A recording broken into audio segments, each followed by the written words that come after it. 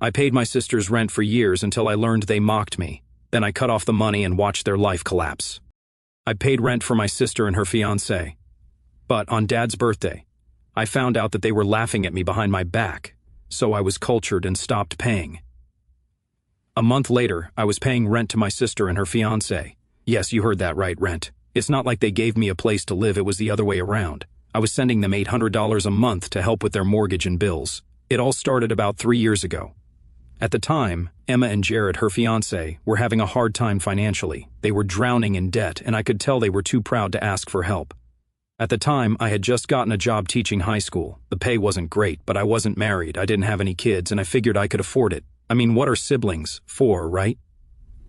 I told them I'd help them out for a while until they got back on their feet. They were grateful, or so I thought, but the temporary arrangement dragged on and on. 1 month turned into 6 months, 6 months turned into 1 year, and suddenly it was 3 years of sending money every month without fail. I adjusted my entire lifestyle around it. No big purchases, no vacations, just living frugally to keep them afloat. Still, I didn't complain. I knew I was doing the right thing, family first, always. Then the wedding announcement came. They were finally getting married after all these years, and I thought, okay, this is a turning point. I secretly hoped they'd tell me they didn't need my help anymore, but instead, Emma called me one day and asked if I could help with her wedding expenses. I'll never forget that call. I paused for a long time before telling her, "No, Emma, I already send you $800 a month. I can't do more than that," I said. She became silent. I don't know what she expected me to say, but I had to draw the line somewhere. Fast forward 2 months to my father's birthday. We had a big family reunion at Grandma's house. It was the usual mess, tons of food, kids running around, people arguing about whose barbecue sauce was better. Emma and Jared showed up, looking like they didn't have a care in the world. We were all in good spirits, sharing drinks, talking about old family stories. Everything seemed normal. Toward the end of the evening, my grandmother came over and touched my arm. "Brian, can we talk outside for a minute?" she asked quietly. I didn't think much of it. Grandma's known for having little heart-to-hearts. Sometimes it's life advice, sometimes just an encouraging word. I figured maybe she was trying to nudge me about settling down. She always asked when I was going to meet a nice girl and start a family. We stepped out onto the porch where it was quieter. She looked around to make sure no one was within earshot. Then she said something that hit me like a punch in the gut. "They made fun of you," she said in a low voice. "Who?" I asked, frowning. "Emma and Jared," she said. "They laughed behind your back," she said. "They think you're stuck in life, that you'll never have a family of your own, that you're wasting your time trying to help them. They joke about how much you sacrifice while you live alone and struggle to be a teacher." I felt a knot in my chest. I couldn't believe it. I had sacrificed so much for them, and this was how they saw me, some kind of loser to be pitied and laughed at. I stood there in silence, absorbing her words. Grandma looked at me with sad, knowing eyes. "Brian, you're a good man," she said softly, "but you don't have to let them treat you like this. They're taking advantage of your goodness." I nodded, still stunned. What was I supposed to do with this information? Confront them in front of everyone? Ruin the evening? No, I wasn't going to give them the satisfaction of seeing me rattled. Instead, I went back inside, put on a smile, and acted as if nothing was wrong. I even clinked glasses with Jared as we toasted Dad's birthday. But inside, everything had changed. I knew I couldn't live like this anymore. They thought I was a joke. Fine, let's see how funny things get when the money stops coming in. I wasn't going to lose my cool. I'd play it smart, keep things classy. But they were about to learn that I wasn't a pushover. The morning after Dad's birthday party, I woke up early, still thinking about what Grandma had said. Part of me wanted to call Emma right away and confront her, but I decided against it. I needed time to think. Instead, I went through my usual routine: coffee, lesson plans, grading papers, business as usual. About 1 week later, I got a call from Emma. "Hey Brian, just checking in," she said, all cheerful like nothing was wrong. "Hey," I replied, keeping my tone neutral. She started rambling on about wedding plans, flowers, guest lists, some problem with the caterer. I let her talk for a while. Then she casually brought up money. "Oh, and Jared was wondering if you could send this month's rent a little early. We have a few things coming up." I had to force myself not to laugh. "Yeah, about that, I'm actually going through some financial stuff myself," I said. "I won't be able to send the money this month." There was a pause. "Wait, you mean just this month, right? You'll still help us after that?" "I don't know, Emma. I've been helping for 3 years. I might need to focus on my own situation for a while." She was silent for a moment, and then I heard her voice tighten. Brian, are you serious? We're counting on this money. Yeah, well, I was counting on my family not laughing behind my back. There was another long silence. I didn't elaborate and she didn't ask what I meant. Instead, she gave a stiff okay and quickly ended the call. That was the beginning of the fallout. 2 weeks passed. I didn't hear from Emma again, but I knew something was brewing. Then one night, my mom called me out of the blue. Brian, I just talked to Emma, she began, and I could tell she wasn't happy. She says you stopped helping her with her bills. What's going on? I sighed. Mom, I've been sending them $800 a month for 3 years. It's not like I owe them anything. I have my own life to deal with. Well, yeah, but they're family, and Emma said you've been acting distant. Did she also mention that they've been making fun of me behind my back? I shot back. That shut her up for a second. What are you talking about? I told her what Grandma had said. For a moment, there was nothing but stunned silence on the other end. Finally, she spoke again, her voice softer. Brian, I had no idea. I'm so sorry. You've done more for them than anyone could have expected. When they treat you like this, I understand why you're upset. It was a relief to hear her say that, but I knew things were about to get ugly. Sure enough, a few days later, Jared called me out of the blue. Hey Brian, he said, his tone forced and polite. Emma's really upset. I think there's been some kind of misunderstanding, is that right? I said, keeping my cool. Yeah man, I don't know where you're getting these ideas, but we've never said anything bad about you. You've been great to us. Oh, so Grandma just made that up? I asked bluntly. Jared stammered for a second. Look, if she said something, it was probably twisted. You know how old people can exaggerate. I didn't buy it for a second. You know what, Jared, let's not pretend. I'm done with the money. You guys are on your own. I hope the wedding goes well. I hung up before he could argue. But the real kicker came a few days later when I got a call from Grandma herself. Brian, honey, can you come over? I have something to show you, she said. Curious, I went over to her house. She led me into her study and handed me an old family photo album. I was going through some things and found these, she said with a small smile. I flipped through the pages and stopped at a series of old photos of me, Emma, and Jared as kids. But then my eyes caught something unexpected, a letter tucked between the pages. It was dated over 20 years ago, before I was even born. Grandma, what is this? I asked, pulling it out. Read it, she said softly. The letter was from my late grandfather, and it mentioned a secret trust fund he'd set up for his grandchildren, to be divided equally. It said, unless one is found to be abusing the family bond. Emma and Jared don't know about this, Grandma said quietly. But I think you should. I sat back, stunned. This wasn't just about money anymore. This was about setting boundaries, and maybe, just maybe, karma was about to catch up with them. After Grandma showed me the letter, I had a lot to think about. There was a trust fund that my late grandfather had set up for all of us, but she didn't go into detail about how much money was in it. She made it clear that no one else in the family knew, not Emma, not Jared, not even my parents. Why are you telling me this now? I asked her. Grandma gave me a knowing look. Because I want you to understand something. You're not the failure they make you out to be. You've worked hard, sacrificed for others, and shown more integrity than most people ever would. This fund, it was meant to reward people like you. I nodded slowly, taking in her words. I didn't want to rush into anything with this new information, but it felt good to know that I had some hidden leverage. Over the next week, the drama escalated. I began to hear through the family grapevine that Emma and Jared were panicking. I guess cutting off their monthly allowance had hit them harder than I thought. Jared's hours at work had been cut, and Emma was having trouble paying some of the wedding vendors. I thought they'd get by. But instead, they started trying to guilt other family members into giving them money. It backfired spectacularly. My mom mentioned to one of her sisters that I'd been supporting Emma and Jared financially for years. Word spread quickly, and soon everyone in the family knew. My Aunt Laura, who doesn't hold back, apparently tore into Emma at a family gathering I wasn't even at. You let Brian pay your bills for 3 years, and now you're playing the victim? Are you serious? She reportedly yelled. Emma called me afterwards, furious. What the hell, Brian? Did you tell everyone about the money? No, I said calmly. I only told Mom. You brought this on yourself. Do you have any idea how embarrassing that is? She hissed. Emma, I think you have bigger problems than embarrassment, I said. Maybe take a look in the mirror and ask yourself why you thought it was okay to treat me like a joke. She didn't have an answer. I thought that would be the end of it, but Jared decided to escalate things.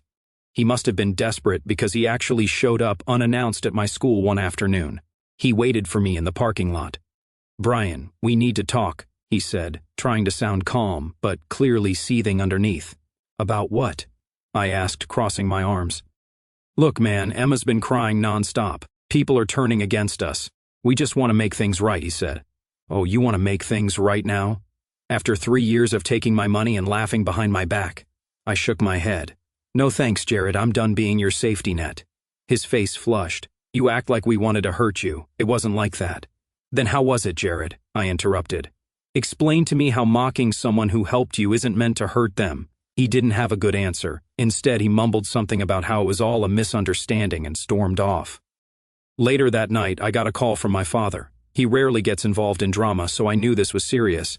Brian, he said, I had a long talk with Emma and Jared. They're struggling right now, but they regret the way they treated you. That's nice, I said flatly, but I'm not interested in fixing things right now. They need to work out their own problems. Dad sighed. Look, I'm not saying you're wrong. You've been more than generous, but maybe it's time to sit down and have a real talk with them, clear the air. I thought for a moment. I'll think about it, I finally said. But deep down, I wasn't in a forgiving mood. They had used me for years. They'd have to prove they deserved a second chance, and I wasn't going to make it easy for them. About 1 week after my dad's call, I got an invitation, handwritten, which was weird. It was from Emma. She wanted me to meet her and Jared at a coffee shop near their house for what she called a family meeting. I debated whether to go, but curiosity got the better of me. I figured I'd hear them out, even though I wasn't expecting much. The cafe was almost empty when I arrived. Emma and Jared were already there, looking a little too rehearsed. Emma had that fake smile plastered on her face, and Jared was fidgeting with his phone. Hey, thanks for coming, Emma said as I sat down. Sure, what's this about? I asked, keeping it short. Emma took a deep breath. Look, we just want to apologize. We shouldn't have talked about you like that. It was wrong, and we're really sorry. Jared nodded and chimed in. We were stressed out and made some bad jokes. We didn't mean any of it seriously. I sat back and studied them. It all felt too smooth, too scripted. Okay, I said. But let me ask you something. If Grandma hadn't told me, would you have ever apologized? They froze for a second. Emma looked at Jared, who quickly spoke up. Of course we would have eventually. I chuckled. Right, sure. They shifted uncomfortably, and that's when Emma dropped the real reason for the meeting. Brian, we need a favor, she said carefully. There it was. I almost laughed out loud. Let me guess, you need money? Not exactly, Emma said hesitantly. We need you to co-sign a loan for us. I stared at her as if she'd grown a second head. Are you serious? We've hit a rough patch. Jared jumped in. We just need some help refinancing the house. If you co-sign, we'll get a better rate and we can do the rest. You wouldn't have to pay anything. I couldn't believe what I was hearing. You've got to be kidding me, I said. You think I'm going to put my name on a loan for you after everything that's happened? Are you even listening to yourselves right now? Emma's face flushed. We're not trying to take advantage of you. We're trying to make things right. I shook my head in disbelief. You don't fix things by asking for more handouts. You fix things by taking responsibility for your own lives. Jared slammed his hand down on the table. You're being unreasonable, Brian. We're family. I laughed bitterly. Exactly, and family doesn't treat each other like dirt. You're on your own. I got up, threw a few dollars on the table for my coffee, and walked out without another word. A few days later, the unexpected bombshell dropped.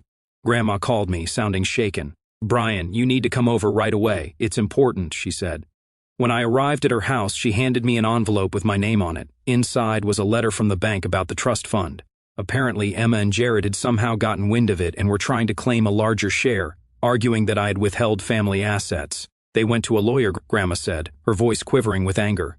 They say you hid the trust fund from them, even though you didn't know about it until recently. I was stunned. You've got to be kidding me. They're desperate, Brian. They're grasping at straws, she said, but this is low, even for them. Then it hit me. They weren't just struggling, they were sinking. And now they were willing to throw me under the bus to save themselves. I'm not going to let them get away with this, I said firmly. They've crossed the line. Grandma smiled a little sadly. Good. It's about time someone taught them a lesson. I wasn't done being blindsided, though. The next morning, I got a call from a lawyer representing Emma and Jared. I braced myself for a nasty fight, but the lawyer sounded surprisingly apologetic. Mr. Daniels, he said, I wanted to let you know that my clients have decided to withdraw their lawsuit. They'd like to settle the matter privately. Withdraw their claim? Why? There was an awkward pause. Let's just say some new information has come to light regarding their financial situation. I think they realized they were in no position to pursue it legally. I couldn't help but wonder what had happened. Later that day, I heard from Aunt Laura. Apparently, Jared had been fired from his job after someone anonymously reported that he'd been embezzling small amounts of company money. To make matters worse, the bank had rejected their loan application outright, citing credit concerns. Karma had hit them hard, and I hadn't even lifted a finger. A few days after the fiasco with the trust claim, I was still processing everything when Emma texted me. "We need to talk, please." I ignored her. The next day, without warning, she showed up at my apartment. She was pacing outside my building when I got home from work. I sighed, but got out of the car. "What do you want, Emma?" I asked, already exhausted. She looked exasperated. "Brian, I didn't know Jared was going to take it this far with the lawyer. I swear I didn't want it to happen." He panicked. "Panicked? You were both perfectly fine trying to screw me over with that trust fund," I said. She looked down at her feet and didn't deny it. "I'm sorry, okay? We've just been under so much pressure. The wedding costs, the house, everything is falling apart. You know whose fault that is, right?" I shot back. "Maybe you wouldn't be in this situation if you hadn't relied on me for so many years." She winced, but then surprisingly said, "You're right, but I don't have anyone else to turn to." I stared at her in disbelief. "You don't get it, do you? I'm done. I gave you years of my life, thousands of dollars, and all you did was laugh behind my back. Now you come here and expect me to save you again? Brian, you're my brother," she said quietly. "We're supposed to look out for each other, yeah? What was that support when you and Jared made fun of me, when you tried to steal from me?" She didn't have an answer. I shook my head. "Emma, I'm done. This is the last conversation we're going to have about money or trust funds or anything else. I don't want anything more to do with you and Jared." Her eyes widened. "You can't just cut me off like that. We're family. Watch me." With that, I walked in, leaving her standing there. It hurt more than I wanted to admit, but enough was enough. The next day, Grandma called me. She'd heard everything. In our family, nothing stays a secret for long. "Brian, I want you to know something," she said. "I've decided I'm not going to talk to Emma or Jared anymore, at least not for a long time." I was surprised. "Grandma, you don't have to do that for me." "I do," she said firmly. "You've been nothing but good to them, and they tried to betray you. If they don't respect you, they don't respect me. They crossed the line, and I'm not going to pretend otherwise." Hearing that from her meant more to me than I could put into words. A few weeks later, I got another surprise. I ran into Aunt Laura at the grocery store, and she pulled me aside. She said, "Hey, I heard about everything that happened. I just wanted to tell you that I am proud of you." "Proud of me?" I asked, confused. "Yeah, you finally stood up for yourself. Emma always had a way of manipulating people, but you didn't let her walk all over you." I shrugged. It wasn't easy, but I couldn't live like that anymore. "Well, you did the right thing. And by the way, you might want to check in with Grandma. She's making some changes to the trust fund that caught my attention." "Changes?" Laura grinned. "Let's just say Emma and Jared might not be included in the future plans." Sure enough, when I visited Grandma a few days later, she confirmed it. "I talked to the lawyer," she said. "I've decided that if Emma and Jared can't show responsibility and respect, they won't get their share of the trust. I'm giving them a chance to change, but if they don't, the trust will be divided between you and your cousins instead." I was speechless for a moment. "You don't have to do that, Grandma. I don't want any of the money." "I know," she said, smiling. "That's why you deserve it." After that, I cut off all contact with Emma and Jared. No texts, no calls. I blocked their numbers and stopped dealing with any family drama. Slowly, things started to feel easier. I didn't realize how much of a burden I was carrying until it was finally gone.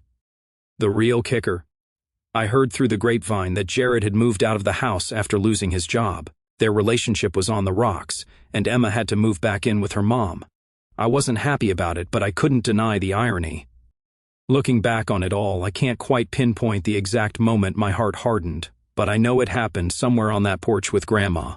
Up until then, I'd been the reliable one, the brother who quietly carried the load, the son who didn't make waves, the teacher who poured everything into his students because he didn't have a family of his own to pour it into. I told myself it was noble. I told myself it was love. But when Grandma's words sank in, "They laughed behind your back," something inside me cracked open, and a colder, clearer light poured through the fracture. For years, I had measured my worth by how much I could give. $800 a month doesn't sound like much when you say it quickly, but it was every extra hour I worked tutoring after school, every vacation I canceled, every new jacket I decided I didn't really need, every restaurant meal I skipped so I could transfer the money on the first of the month without fail. I sent that money without hesitation because I believed in family the way other people believe in religion.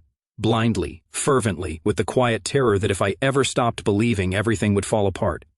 I pictured Emma and Jared building a life on the foundation I was quietly laying beneath them.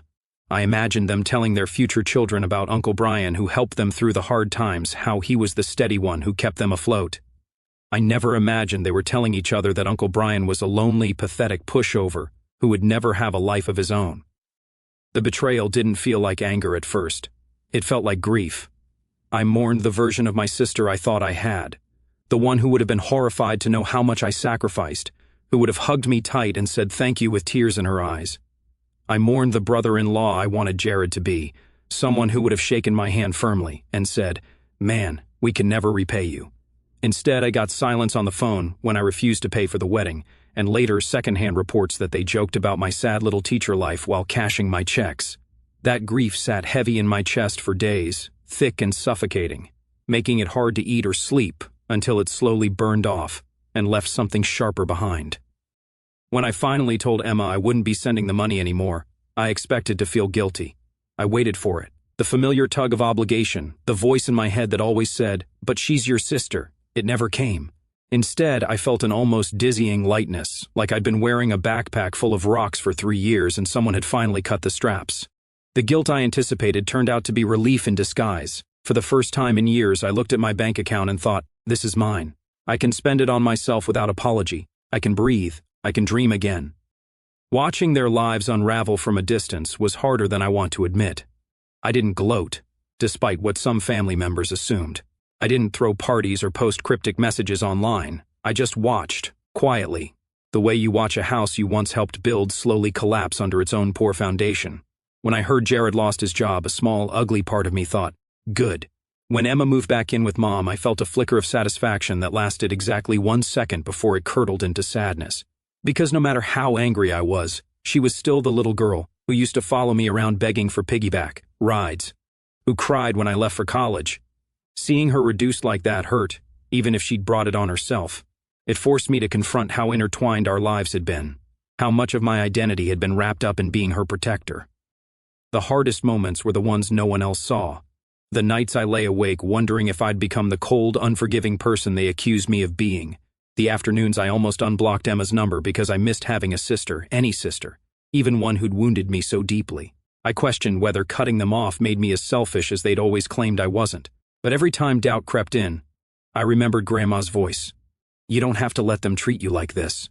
And I remembered the laughter I never actually heard but could now perfectly imagine. Emma's sharp giggle, Jared's smug chuckle, directed at the brother who was keeping their lights on. I'm not proud of how final my decision was. Walking away from Emma outside my apartment that day felt like amputating a limb. Necessary, maybe, but brutal. I told her we were done, and I meant it. I haven't spoken to her since. Some days that feels like strength. Other days it feels like loss. I think that's the truth of boundaries. They protect you, but they also leave a scar where the connection used to be, a phantom ache that flares up on holidays, or when I see siblings laughing together in public. What surprises me most is how much space opened up in my life once they were gone. Without the constant drain of money and emotional energy, I started doing things I'd postponed for years. I took a solo trip to the mountains. Nothing fancy, just a cheap cabin and a stack of books, where I hiked alone and felt the silence heal something raw inside me. I bought a decent couch instead of the sagging hand-me-down I'd had since college. I joined a recreational soccer league and laughed harder than I had in years when I scored my first goal at 34. I even went on a few dates. None of them turned into anything serious, but for the first time, I didn't feel like I was waiting for my real life to start after I finished rescuing everyone else's. Grandma's decision about the trust fund felt like the final punctuation mark on the whole saga. I never wanted their share. I truly didn't. But knowing she chose to protect it from them because of how they treated me validated something deep inside that had always feared I was worthless without my usefulness. She saw my worth even when I was giving everything away. That meant more than any amount of money ever could. I don't know if Emma and Jared will ever change. I hope for their own sakes that they do. I hope they learn what it feels like to stand on their own, to build something without expecting someone else to hold it up. I hope one day Emma looks back and feels the same gut-punch shame I felt on that porch. But I no longer need her apology to move forward. I've forgiven her in the only way I know how, by releasing the hope that she'll ever be the sister I thought she was. These days, when people ask about my family, I say, it's complicated, and leave it at that. I still love them, in the distant, careful way you love a song that once meant everything but now only hurts to hear. I've learned that family isn't a debt you owe forever, it's a bond you choose, or choose not to, renew. I chose myself, finally, after years of choosing everyone else. And though the quiet in my life sometimes echoes with old ghosts, it's my quiet, my peace, hard-won, imperfect, but undeniably mine.